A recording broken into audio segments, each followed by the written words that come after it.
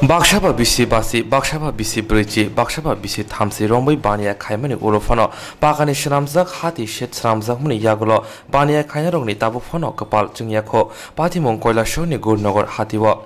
Ababo police officer ni hawanok buskangono gurnagar hati abono tino hati baniya khayna rongni bisingo tungplalai bani nukzakha. Baniya khayna rok dorbanogo thangibo khorang tisaka koilashoni gurnagar blok ni bisingo tongnai gurnagar gram panchayat amsayo gurnagar hati asogo. Hatiwo baniya khayna rok khorok sarani slaifono baniya khayo phiaba borok joto falno kamke sramjagya eba nokhano nukhung khlaisi baniya khlaima tonglayo. Tamuni hinba khungsa falno phono kri sramjak jora kolok romboi baniya khlaina ni bagai. Gurunagar hati baniya khayna rokni sal kolok romboi no kaisano sanmung bisi kolok romboi baniya khlaina ni bagai falnok shnamridi hinai. O sanmutui wairewai Gurunagar blog ni video te Gurunagar gram panchayat ni tangfangkrani thane simung blaite deputation rijak mane. Sal kolok romboi joba khlaijak phono 2012 bisiwak Koilashor bukhakste naikolani bukhakte Gurunagar hatini joto baniya khayna rokno notice rijak mane sal kisa jurone bagai hatini kutulnani bagai tamuni hinba samung chengna nango bakan set sanamnani hingkake habangni bukhakte notice rimani ulo baniya khayna rok kobuni thayot baniya khlainani bagai sawi thangmane samung bo chengjaka 2018 bisiwa hastewa katal habang khamani yagulo 2019 bisiwa Gurunagar gram panchayat bijay bodoni yago fan phaimane bijay panchayat asongmani ulo no Gurunagar gram panchayat ni bukhakte raida se dikhe gajam baniya khayna rokno baniya khlainani sebrijak liya katal longno si thairijak siwo yagulo amsani lokurok te baniya khlainai rok tamashaka nairade শুরু হয় ওই দিন থেকে মোটামুটি কতদিন ধরে ধরেন 51 বছর 1969 ইংরেজি থেকে 51 বছর ধরে ব্যবসা করেন? হ্যাঁ, ব্যবসা করি। তো এখন যে এই যে সরকার শেড বানাইছে আপনাদেরকে শেড দিছে না, তো আপনি কি চাইতেছেন? আমি চাইতেছি আমি দেখেন সাধারণ এই ব্যবসা করিয়া ওই মুড়ি চিরা এই ব্যবসা করি আমি চলতেছি আমার একটা শেড দিলে আমি অনেক উপকৃত হইত কিন্তু প্রধান মহাশয়ের হাতেই ধরিয়া আমি অনুরোধ করছি যে আমার একটা কথা দেওয়া হোক উনি কইছে যে আপনার কথা দেওয়া হোক। আমরা যে 80 জন ব্যবসায়ী ছিলাম এর মধ্যে কিছু ব্যবসায়ী বিটা পাইছে আমরা 10 থেকে 15 জন আমরা পাইছি না এই যে তারা কিছু বিটা যারা পাইছে এরা সব এই বাজারের ব্যবসায়ী না অন্য নতুন কিছু নাম ঢুকাইয়া ওনাকে দেওয়া হচ্ছে। এরা কি বইটা কত মানে বাইরে থেকে এসেছে? বাইরে থেকে এসেছে। তো মানে যারা স্থায়ী ব্যবসায়ী তাদের দেওয়া হয়েছে না? স্থায়ী ব্যবসায়ী তাদের দেওয়া হয়েছে না। এই ব্যবসায়ীর মধ্যে আমরা যে বাজারে আছি। তো এই ব্যাপারে আপনারা পঞ্চায়েত প্রধান বা কারোর সাথে যোগাযোগ করছেন? পঞ্চায়েত প্রধান দ্বারা গিয়েছিলাম। পঞ্চায়েত প্রধান বলছে যে এটা আমাদের বাজার, আমি সিলেকশন করবো, কারে দেবো না দেবো এই বলে আমাকে জানায়। তো আপনারা এই বাজারের ব্যবসা আমি 30 বছর ধরে এই বাজারের ব্যবসা করি, আমার বয়স 44। আপনারা কি চাইতেছেন এখন? চাইতেছি যে তারা বাজার বন্ধ করছে, বাজারটা আমরা তো জানছি না বাজারটা যে বন্ধ করছে, আমরা তো জানতে পারি।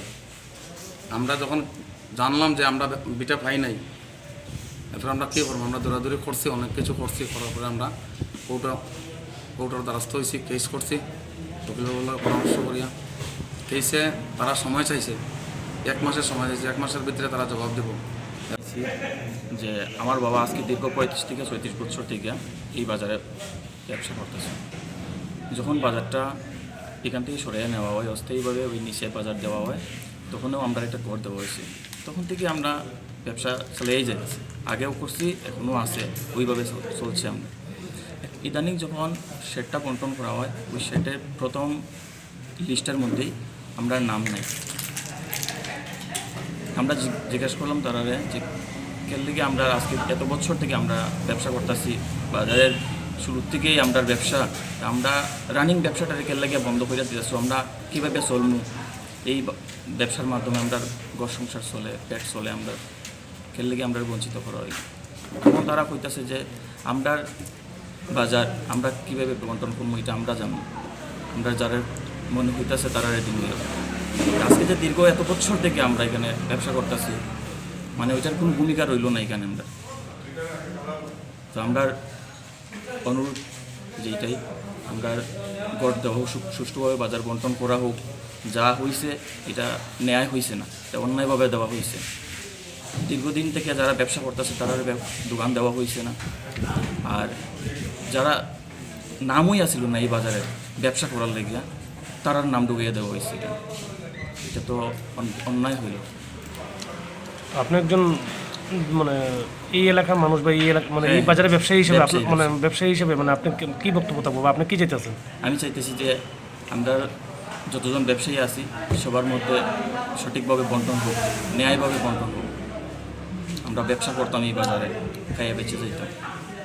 অনেক দিন যাবৎ আমি এই বাজারে ব্যবসা করছি। যখন 2012 ইংরেজিতে সরকার বা পঞ্চায়েত তরফ থেকে যে নোটিশ দেওয়া হয়, এই নোটিশে আমাদের ঘর ছিল, আমাদের কাছে সবাই কাছে নোটিশ পৌঁছেছে। এই অনুযায়ী আমরা যেখানে পারি সেখানে গিয়ে ব্যবসা করতে আছি। আমি এদিকে জায়গা না পেয়ে মসজিদের সামনে গিয়ে এখানে ব্যবসা করছি। কিন্তু বর্তমানে যে বাজার স্টল শেড বানানো হয়েছে, এই স্টলের শেডের মধ্যে আমাদের নাম নেই, কিন্তু আমাদের কাছে নোটিশ আছে। হ্যাঁ, এসডিএম সাহেব আমাদের নোটিশ দিয়েছে, নোটিশ দিয়ে ঘর ভাঙার টাকা পর্যন্ত দিয়েছে। আমরা ঘর ভাঙিয়ে নিয়ে গেছি, কিন্তু আমাদের বর্তমানে কোনো নাম নেই।